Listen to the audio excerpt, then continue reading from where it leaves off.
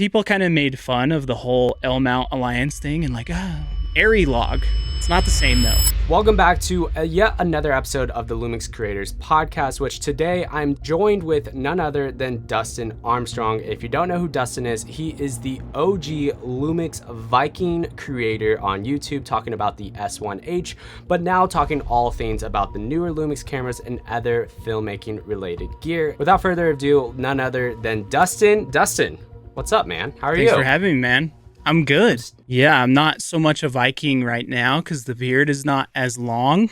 I know. I was a little bit disappointed because I remember just a couple weeks ago, I don't know if it was at NAB, was the beard that long? No, it wasn't. No, it wasn't. In my mind, I was just thinking of the Lumix Collective trip, which you haven't seen our videos, check it out. But yeah, you had the Viking beard going on, and now you're back to clean-ish shaven. Still have the beard, but not the Viking look right now. Yeah, I feel like it put like 10 years on me. Yeah, it was a little too much, and it was kind of bothering me when I would wear hoodies. So decided to go back to the original. So just a clean shave, not clean shave, but clean. What do you call that? A clean cut? Just nice. Yeah, probably clean groomed. Cut. Nice groom. Yeah, that's a good way to put it. I'm not able to grow facial hair, and I can, but it's super patchy, so I don't. But anyways, in this episode, just to give you guys context, Dustin and I were at NAB 2024, and at a party that we were both at, we were talking so many features and themes we want in Lumix cameras, and we were kind of going off the deep end on different topics and different things that we want in these cameras, which we were like, we should actually get on a podcast and talk about these things. So that's what we're going to be doing in this episode. But Dustin, if you want to give us some of the features that you're looking forward to in future cameras and some things that you want, do you want to start with the more realistic options or start with the hot take options that you want in these cameras? You know, that's a good question. And, obviously these, I don't want to get too deep because like there are things that just need to be improved overall, like HDMI latency, rolling shutter. There's things that overall I want that the community wants as well. So we're not really going to talk about those. These are, kind of more things ambitious that I've thought of. Yeah, more ambitious that may happen, may not. I have no idea. They're just things that I would like to see. So I guess we could start with the big one that I kind of told you about. Everybody knows about or maybe you don't know about the Varicam menu. When you hit the display button, it goes to like this menu where you can touch the screen and you could change like shutter speed, you can change ISO, you can click some other things that go into a menu, right? So my thought was on that one, you can't actually see like what the frame looks like on that Varicam menu. So if you're not using an external monitor, it's not as useful, I guess, at least for me. So I would love to see like a hybrid touchscreen menu where it takes some of those settings and it puts it at maybe like the top and the bottom of the viewfinder.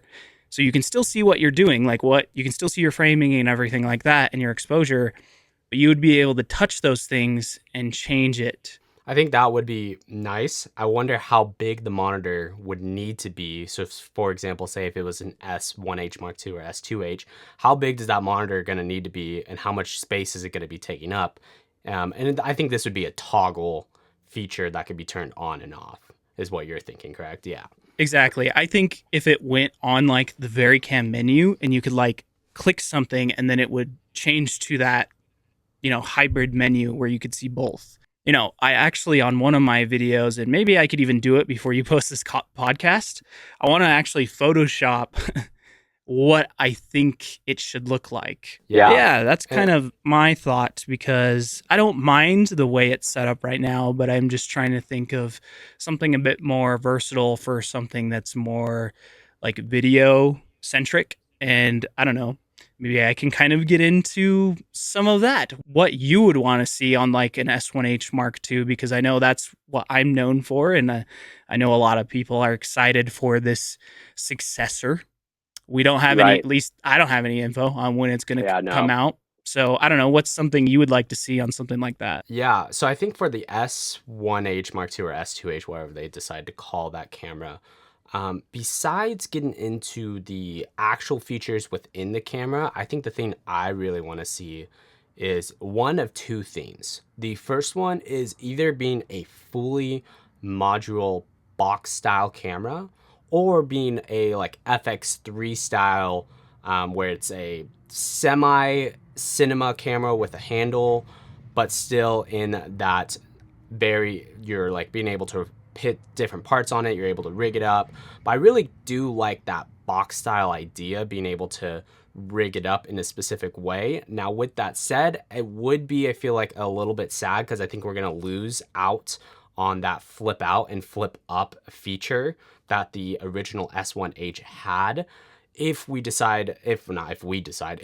decides to go forward with that box style camera. So I think for me, that's a huge thing that would be nice to have as a cinematographer and as a filmmaker, but I'll also be a little bit sad if we lose out on the flip up and flip out screen, because I think that is such a nice feature to have on, the GH6, on the S1H.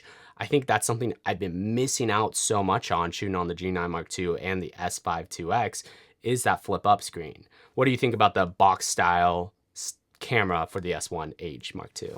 Yeah, I've used the like BS1H, the box style version of the S1H.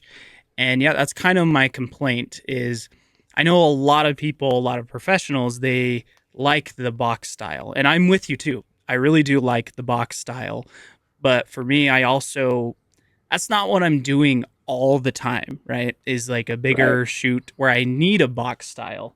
And styles like this, where I have a handle, it's really nice to have that. So yeah, I agree with you that some kind of hybrid between like a box style, maybe kind of like an FX3, or maybe, and when you going off the modular thing, having the handle on the side like removable would be kind of cool. So it could be a box if you wanted it that way, but then you could attach not like a handle like you get from like, an FX6.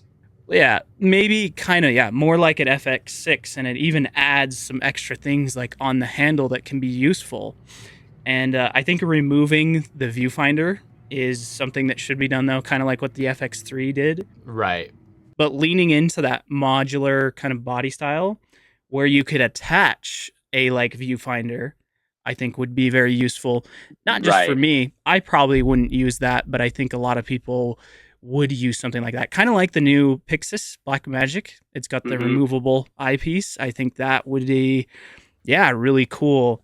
And maybe even having that flip out screen, I'd be sad if that was gone as well from the original S1H. So if they did something where that could be, on there as well. Yeah. And I don't know, maybe that's also kind of reimagined. Maybe it's not the same, because that's my complaint with the BS1H is that you have to use an external monitor. Love the option of using both. So, and I think that's the issue with the Pixis camera right now is, sure, you can add the handle, you can add a viewfinder, which is great, but I think you need a monitor built into whatever box camera you're using. And if it needs to be flipping out so you can actually use it. Having a monitor on just the side of the camera is really only useful for an interview setup, but like when you're actually using it on a gimbal, or if you're using it like run and gun filmmaking, you need an articulating screen at the very minimum to use it. Now, again, personally, I think we both would like to have it be a flip up and flip out, but if it is more in that boxier style where it's a little bit longer, I think that flip out on the outside wouldn't make a ton of sense. So that's when I would like, if they can flip it out and then maybe there's even more buttons hiding behind that articulating screen, would be absolutely a huge thing to have. And then there's other little things on the physical part of the body, the front record button. Oh, I miss the front record button so much. Obviously, I feel like a lot of people had some thoughts about having some type of mini XLR or XLR. I think it would be nice if Panasonic/Lumix made a more up-to-date with that cold shoe mount that is able to actually record 32-bit audio and plug in XLRs and use the hot shoe connection. I know you talked to some companies about some ideas about that. Do you want to touch point on any of your ideas with that hot shoe feature that you were thinking about? Yeah, the idea I kind of had. So Sony has, one of those mics that can just plug straight into the hot shoe, and you don't have to use a cable or anything like that. My only issue with that one is that it's so tall. Like if it plugs into the camera, it's like clear up here, and it's a amazing idea, right? And Lumix has like the interface, the XLR interface that can plug Right. in and not use, not plug in. So I know the technology is there in these S series cameras and possibly a future one. So yeah, I talked to Sennheiser and I was like, hey, is there any way that you guys would want to collaborate with Lumix and try and make something that could adapt into that? Because I've talked to Sean and Matt about Panasonic or Lumix making something like that, and it's more just getting the rest of everybody on board. Matt and Sean are all on board for it, but engineers and everything like that, they need to see the value, I guess. And so that's why I was like, maybe I should talk to other brands. And the Sennheiser guy actually had a really good idea, because I know right now, Lumix is starting to grow because of now having good autofocus. They've honestly had good autofocus for the past year. I don't understand people that are like, the autofocus is not as good as Sony. And I'm like, I have put I think that it's just thing. people don't know how to use the autofocus settings inside the camera. Like in talking head videos, so many people I know say, oh, it goes from my hand to my face when I'm talking with my hands. I'm like, well, did you switch it to A, just 1-point tracking, and then B, did you switch it to face and eye only? Because then it's less likely to catch your hand and go to your face if you're talking with your hands. Yep. A lot of people want to set it to full area, human detect, and just leave it. And there's different nuances and quirks that it has, which I think can be improved as well. But I'm like, if you know those quirks and use it and just experiment, and it's not that you even need to experiment that much, just in certain, it's different than Sony, and they want it to be like Sony, but it's like, you got to think bigger. Maybe it needs to be this way, and it's a totally different system. Right. Anyways, he had the idea, the Sennheiser guy, he loved the idea, by the way, of making a mic though that has an attachment that not only works for Lumix, but can also work for Sony or for Canon or for Nikon or any brand, basically. And I was like, okay, I didn't think of that.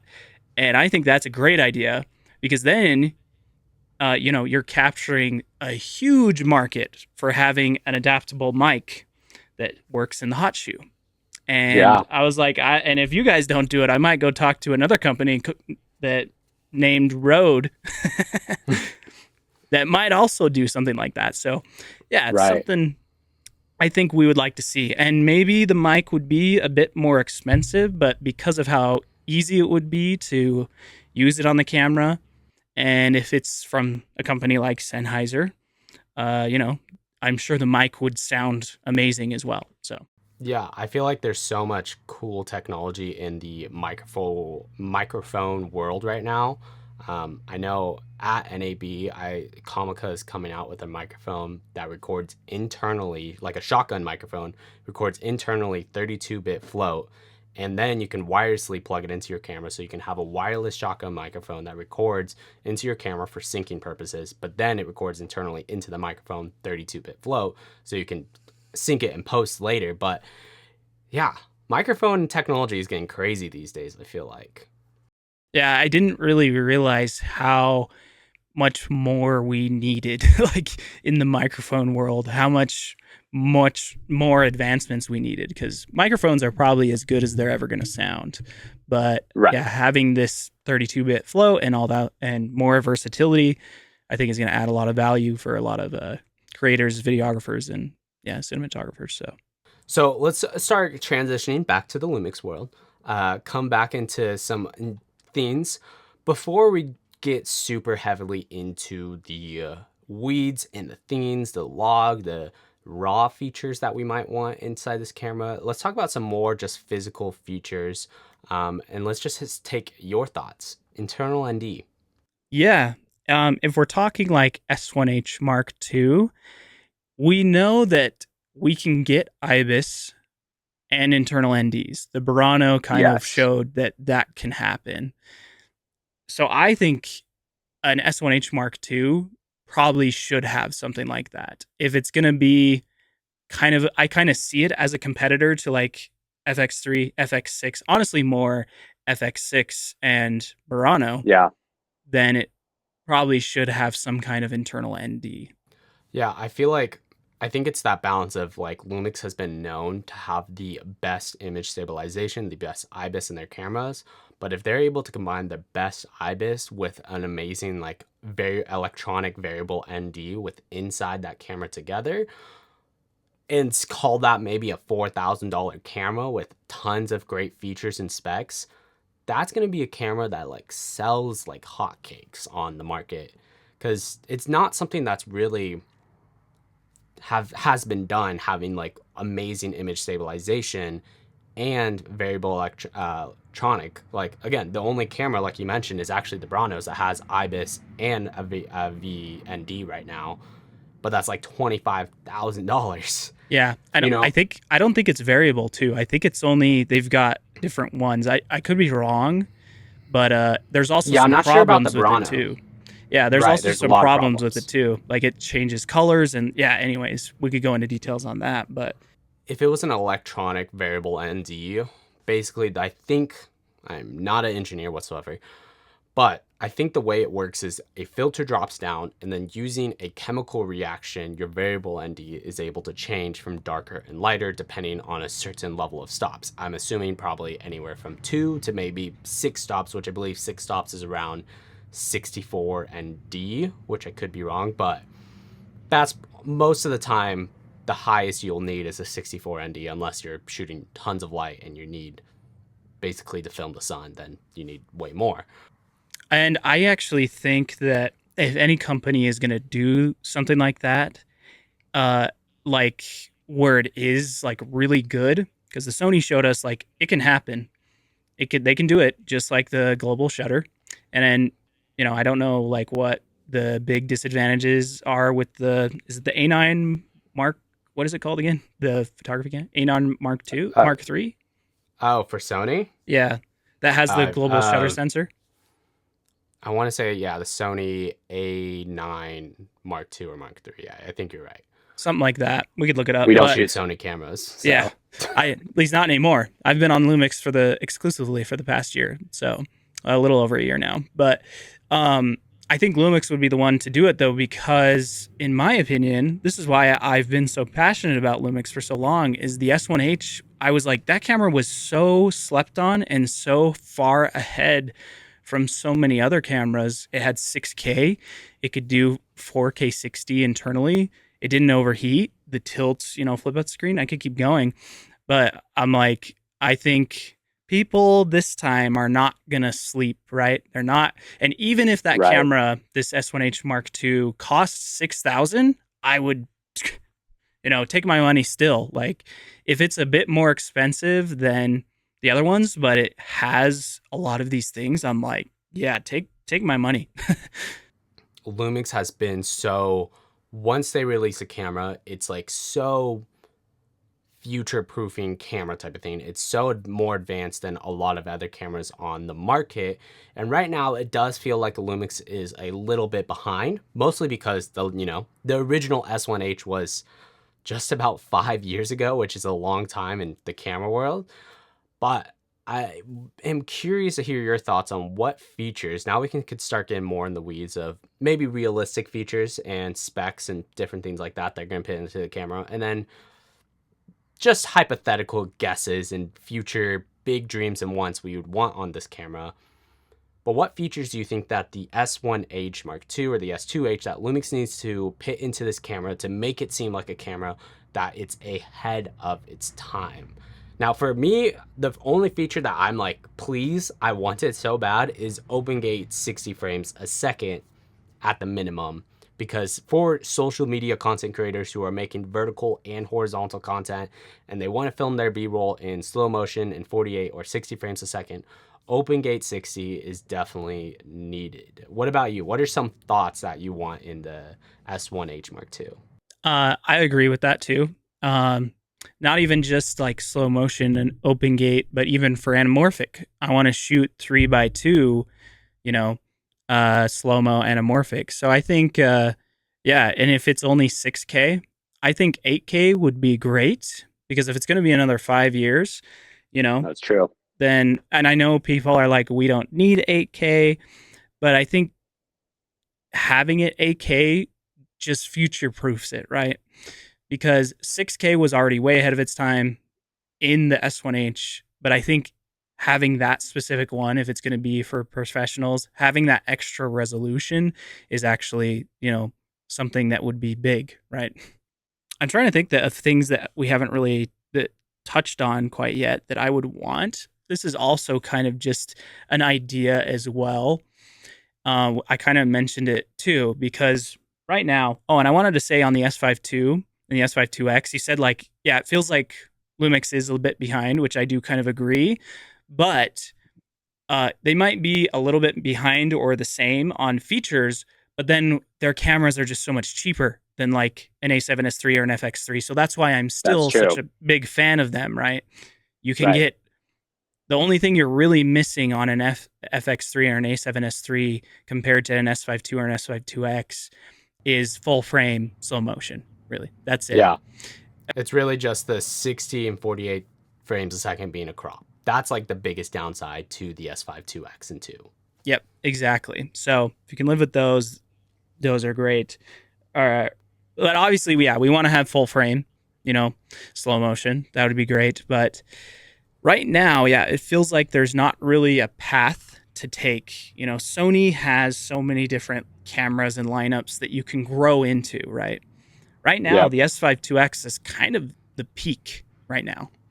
And so as a professional, it's great for probably 75% of what I do. I'm filming on it right now. I'm pointing to the G9 Mark II, but it's probably good for 75% of what I do.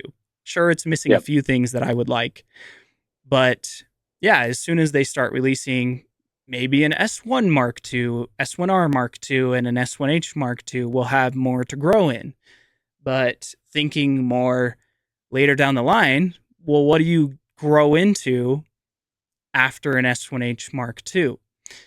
And I know they're probably not doing, Varicam anymore. I don't know. But just because they merged that department with, Lumix, and now they're also, I think, merging the like whole broadcasting part as well. So it's all going to be like one department and they're all going to have all the brains together. But my thought was on the G9 Mark II, they collaborated with Leica. They've got the Leica monochrome. Mm-hmm. And from what I've seen online, other people testing that are smarter when it comes to photography and experience with Leica cameras, they're like, it's the exact same. It is like a monochrome. It's not like a, what's the word? It's not like a Vlog L type thing that was on like older. Yeah, it was not exactly the same. It's like the same. So my thought was what if they like kind of partnered up with ARRI and they started doing ARRI log in like an S1H Mark II. So then you could get used to that workflow and then maybe grow into an ARRI camera for those who want to take the next step. Or maybe they want to rent an ARRI camera and still use their S1H. Sure, you pretty much Resolve solves this. You can just go into Resolve and just do a color transform and yada yada. It's not the same though. People want to do it in camera. So I'm like, I have no idea the legal issues and yada yada, all that stuff. But I'm like, to me, it makes a lot of sense if they put like a monochrome in here. What if they did that? Or maybe there's another brand that makes sense. Probably not Red, but I don't know. They might be friends with Red. I can see, so on the flip side to that, something that I thought would be interesting is the whole partner with Leica, the whole L-mount alliance. And one company that joined the L-mount alliance recently is Blackmagic. So obviously, you can record externally BRAW and RAW in either an Atomos monitor or the Blackmagic RAW monitor. But what if this is a big stretch in my opinion, but what if, and maybe there's some license you buy and you're able to install it with an update or something, being able to shoot BRAW internally, like BRAW in a vlog profile internally on the S1H Mark II. I think that, I don't know what, like, how Blackmagic got into this deal, because they obviously don't have their own lenses, they don't have their own mount system, so they're like, all right, we're EF, and then they're like, all right, now we're all L mount, which is great, but it's kind of that system where it's like, okay, so what's Blackmagic getting, like, what are they providing to the deal being part of the L mount alliance? Like, is it gonna be BRAW inside a camera? Which that would be awesome. I would love to have BRAW inside camera without having to do it externally raw. Yep. Love that idea. And adding to kind of the cool factor of it, of the S1H being Netflix approved, maybe it's like Blackmagic approved. So you got internal BRAW. I don't know. Or Blackmagic certified. I don't know. Whatever you say, to make it sound cool. Right. Same with like ARRI approved. It's ARRI approved. It's got like a, it's got ARRI log in it or something like that. I don't really know. And I know I talked to a lot of people, like the next thing that Lumix needs, and I know we've talked about it, and even that you mentioned, is that kind of, beginning, medium, and high level cameras, and like then the cinema cameras, they need that path to kind of go forward.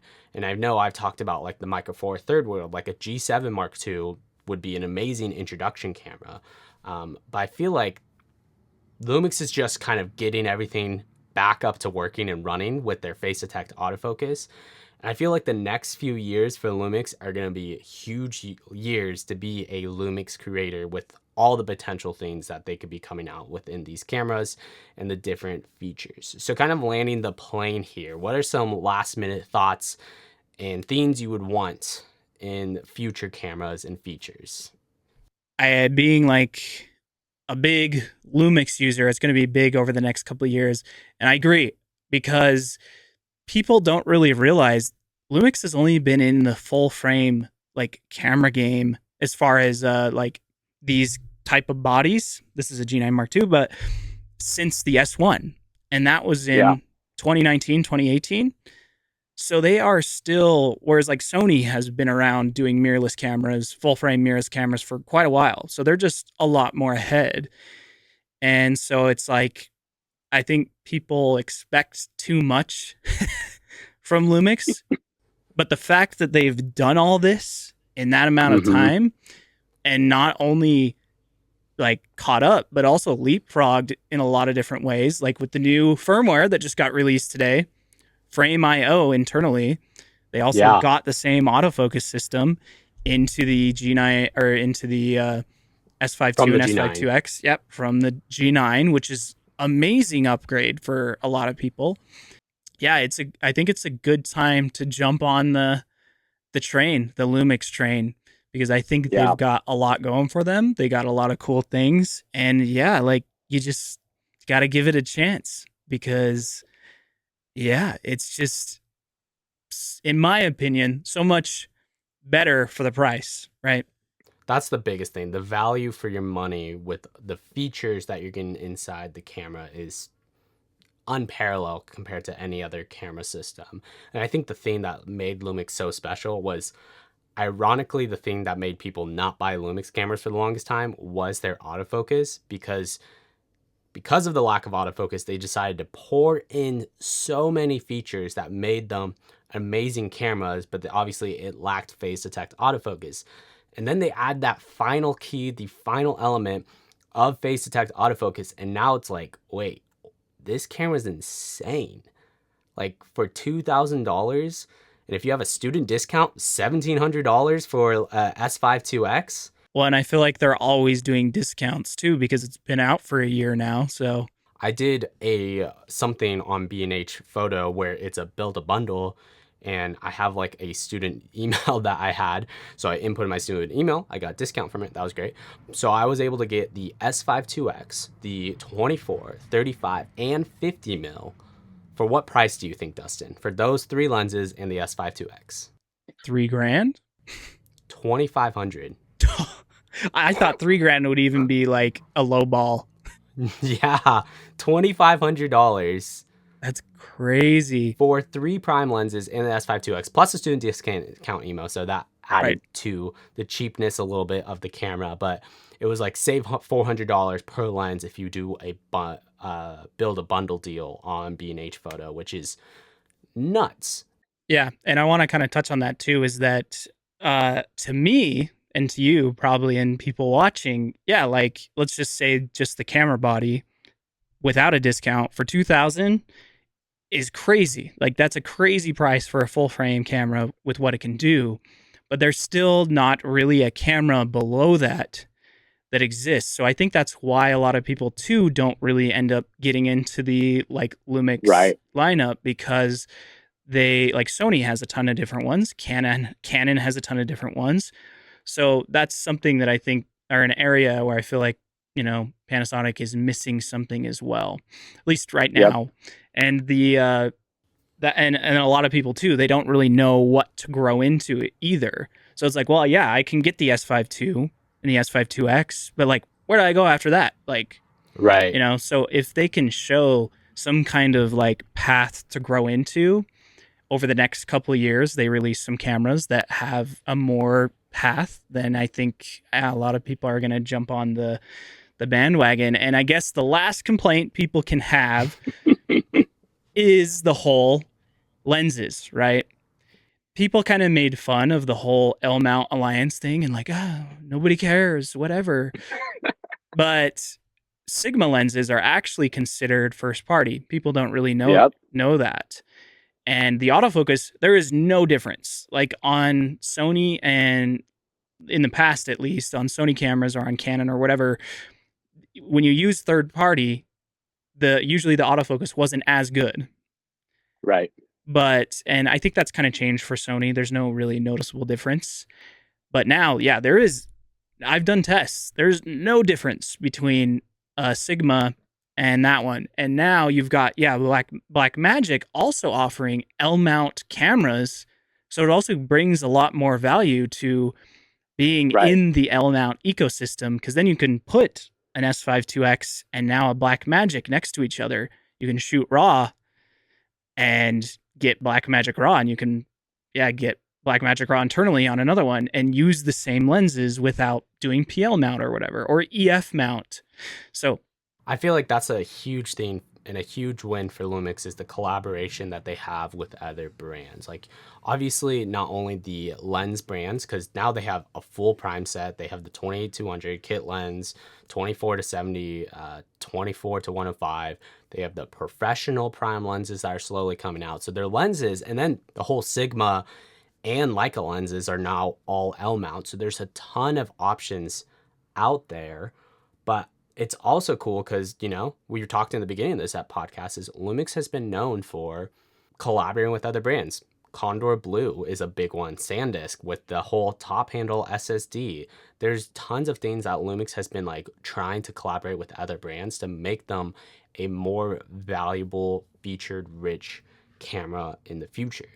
Well, Dustin, thank you so much for joining me on this episode of the Lumix Creators Podcast. Where can people find you, check you out, and see all of your goodness that you guys post? So I am on Instagram, YouTube, and TikTok. I mostly just recycle my content that's short form, but it's just Dustin Armstrong Pro on all socials. And if you just type Dustin Armstrong, you can find me on YouTube as well. I should be the only one. You can also I'm also known as your video tour guide, and this is a new one, but Panty Boy. So yeah. Super recent, Panty Boy. Panty Boy. I love it. It's my new call sign. You should be. What about like Panty Viking? Panty Viking doesn't really roll off the tongue as much. True. Panty Boy. I was just saying that so I could take Panty Boy. I actually think that I heard Panty Boy. I wasn't the first one. I think Camera Conspiracies. I can't remember his name. Oh, yes. His YouTube channel, I think he calls Panasonic Panty Boy. So I think I thought it was original when I came up with it over NAB, but I was like, actually, I think I heard it from him. And then just in my brain was like, oh, Panty Boy. Yeah, Yeah. I watched one of his videos a couple days ago, and yeah, he said Penny Boy, and I was like, oh, I think I heard it from him and just thought I Just made thought it it was up. your So idea. yeah, Awesome. Well, but sweet, I'm man. Thank claiming you it. so much. Oh, you're claiming it. I'm claiming it because I'm a Copyright. Penny Boy. So Sweet. Well, thank you so much, Dustin, for jumping on. And yeah, we'll see you guys in the next one. thanks, Matt. See you guys.